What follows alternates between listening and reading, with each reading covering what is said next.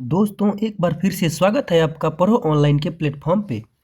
आज हम आपके लिए एक बहुत ही महत्वपूर्ण टॉपिक लेकर आए हैं जिसमें हमारे हिंदी के गद्य भाग और पद्य भाग में जितने भी पाठ हैं और उनके लेखक हैं वो आपको तुरंत याद हो जाएगा और किसी में भी कोई डाउट नहीं रहेगा। हम आपको बिल्कुल आसान ट्रिक से इसको याद करा देंगे। दोस्तों यह छोटा सा वीडियो आपके एग्जाम के लिए बहुत महत्वपूर्ण है क्योंकि इससे क्वेश्चन निश्चित रूप से आएगा। तो चलिए दोस्तों अपने ट्रिक को देखते हैं। हमारा पहला चैप्टर है श्रम विभाजन और जाति प्रथा। तो देखिए इसको लिखे हैं डॉक्टर भीमराव अंबेडकर। अब आपको तो पता ही होगा कि भीमराव अंबेडकर हमेशा जाति प्रथा के खिलाफ रहे और जाति के नाम पर जो लोग भेदभाव करते हैं हमेशा उसके खिलाफ रहे और इसी के बारे में लिखे। तो दोस्तों इसमें ट्रिक की जरूरत ही नहीं है, हमें पता है कि भीमराव अंबेडकर हमेशा जाति प्रथा के खिलाफ रहे। तो बस श्रम विभाजन और जाति प्रथा डॉक्टर भीमराव अंबेडकर।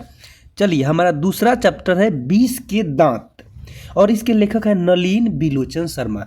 दोस्तों इसका जो हमारा ट्रिक है वो है नलिन, यानी कि मान लीजिए नाला में विष होता है। नलिन से आप नाला याद रखिएगा और नाला में क्या होता है तो विष होता है क्योंकि वो गंदा होता है। तो बस इससे हमारा हो जाएगा कि 20 के दांत लिखे हैं नलिन बिलोचन शर्मा। ट्रिक है नाला में विष होता है। तीसरा चैप्टर है भारत से हम क्या सीखें। देखिए दोस्तों इसको लिखे हैं मैक्स मूलर। आइए ट्रिक को देखते हैं। भारत से हम मैक्सिमम चीजें सीख सकते हैं, बस यही याद रखिएगा कि भारत से हम मैक्सिमम चीजें सीख सकते हैं। बस तो भारत से भारत और मैक्सिमम से हमारा हो जाएगा मैक्स मूलर। तो इस प्रकार से हमारा ये भी याद हो गया। चलिए इसके बाद हमारा अगला ट्रिक है, चैप्टर है नाखून क्यों बढ़ते हैं। इसको लिखे हैं हजारी प्रसाद द्विवेदी। देखिए दोस्तों तो नाखून को आप 1000 बार काटते हैं फिर भी बढ़ता है। नाखून को आप कितना बार काटते हैं 1000 बार काटते हैं, बार बार काटते हैं। तो बस 1000 से याद रखिएगा हजारी प्रसाद द्विवेदी और चैप्टर का नाम नाखून क्यों बढ़ते हैं। हो गया, बिल्कुल सिंपल है। अगला है हमारा नागरी लिपि, लिखे हैं गुनाकर मूले। देखिए दोस्तों तो इसका जो हमारा ट्रिक है वो यह है कि नागरी मान लीजिए शहर यानी कि नगर के लोग गुना में तेज होते हैं। बस यही याद रखिएगा कि जो नगर के लोग होते हैं वो गुना में तेज होते हैं। बस इससे हमारा हो जाएगा नागरी लिपि गुनाकर मूले। तो ये भी हमारा हो गया। चलिए अगले ट्रिक को देखते हैं। बहादुर, इसको लिखे हैं दोस्तों अमरकांत। देखिए तो जो लोग बहादुर होते हैं वही अमर होते हैं, याद रखिएगा जो बहादुर होते हैं वही अमर होते हैं। तो इससे हमारा हो जाएगा बहादुर को लिखे हैं अमरकांत। अगला ट्रिक है परंपरा का मूल्यांकन और इसको लिखे हैं रामविलास शर्मा। देखिए दोस्तों तो आपको पता ही होगा कि जो राम जी थे वो बहुत परंपराओं को मानते थे और परंपरा को निभाने के लिए जेल भी चले गए थे। तो बस इसको याद रखिएगा कि राम जी की परंपरा बहुत पुरानी है या राम जी अपने परंपराओं को बहुत मानते थे। तो हो जाएगा परंपरा का मूल्यांकन रामविलास शर्मा। अगला है हमारा जीत जीत मैं निखरत हूँ। इसको लिखे हैं बिरजू महाराज। देखिए दोस्तों तो इसका जो ट्रिक है वह यह है कि महाराज की हमेशा जीत होती है। देखिए दोस्तों जो महाराज है मतलब महाराज कोई तभी ना बनेगा जब वो जीतेगा, हारेगा तो थोड़े महाराज बनेगा। तो मतलब कोई महाराज है मतलब वो बार बार जीत रहा है और जीत रहा है तो महाराज है। तो बस जीत जीत मैं निखरत हूँ बिरजू महाराज, याद रखिएगा। अगला है हमारा अभिन्यो, इसको लिखे हैं अशोक वाजपेयी। तो इसमें तो कुछ सोचना ही नहीं है, अ से अभिन्यो और अ से अशोक वाजपेयी, बस तो याद हो गया। अगला है हमारा मछली, इसको लिखे हैं विनोद कुमार शुक्ल। देखिए दोस्तों तो आप जब भी मछली खरीदने जाइएगा तो कुछ शुल्क दीजिएगा कि नहीं, फ्री में थोड़े लाइएगा।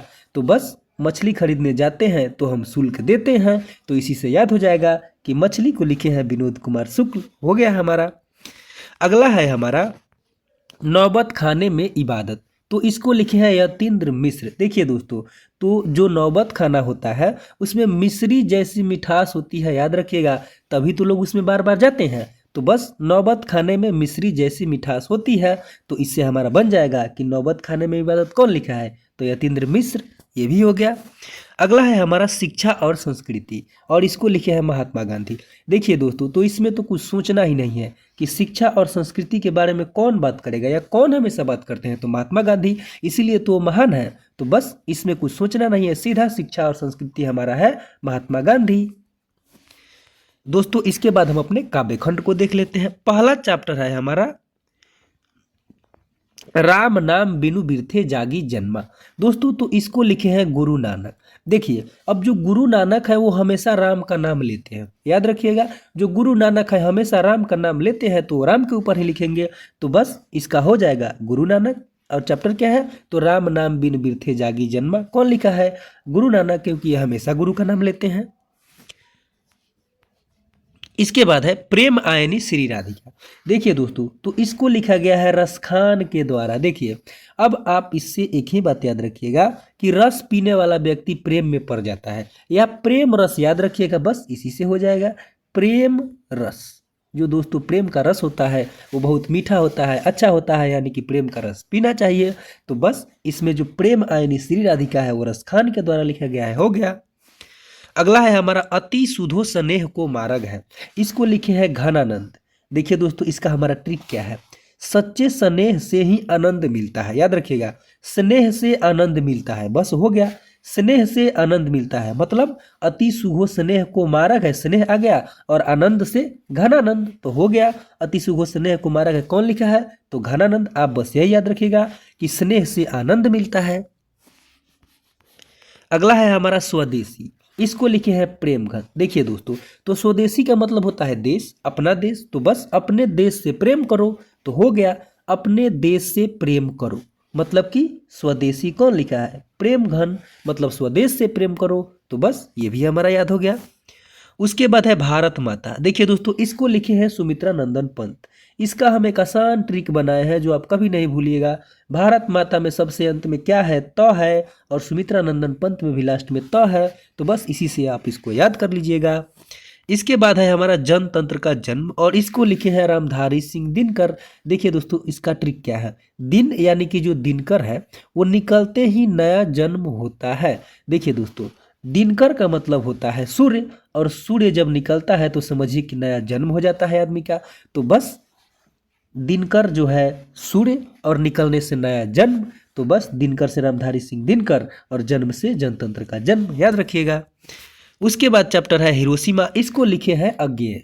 देखिए दोस्तों, तो इसका यही है कि हिरोशिमा के घटना से लोग अज्ञात हो गए, मतलब जब हिरोशिमा में बम गिरा, परमाणु बम, तो सारे लोग अज्ञात हो गए, यानी कि मर गए, विलुप्त हो गए, खत्म हो गए। तो बस इसको आराम से आप याद कर सकते हैं कि हिरोशिमा की घटना से लोग अज्ञात हो गए, क्योंकि वहां जब परमाणु बम गिरा तो सारे लोग गायब हो गए। तो बस हिरोशिमा कौन लिखा है, तो अज्ञेय।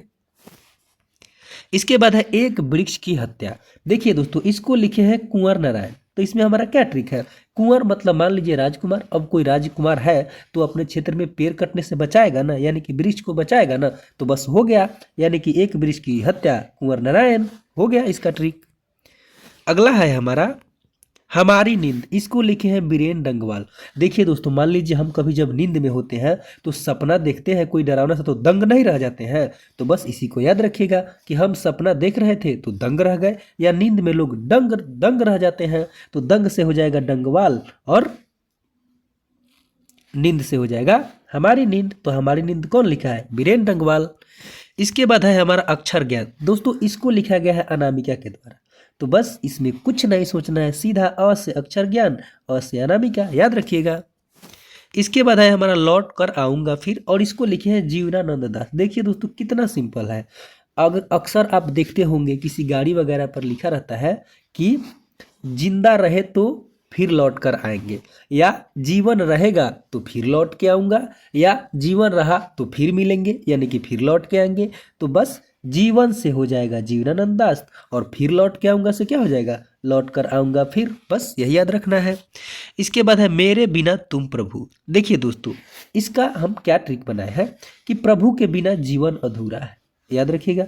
अब इसमें ट्रिक कैसे काम करेगा, देखिए दोस्तों नाम है इसका रे नर, तो बस याद रखिएगा कि रे नर यानी कि रे इंसान, प्रभु को याद रखो, रे नर प्रभु को याद रखो, रे नर प्रभु को याद रखो, यानी कि प्रभु के बिना जीवन अधूरा है, बात वही है। तो रे से क्या हो जाएगा, रेनर, बस आप रेनर याद रखिए, रेनर प्रभु को याद रखो। तो रेनर से क्या हो जाएगा, रेनर मारिया रील के, और प्रभु से मेरे बिना तुम प्रभु।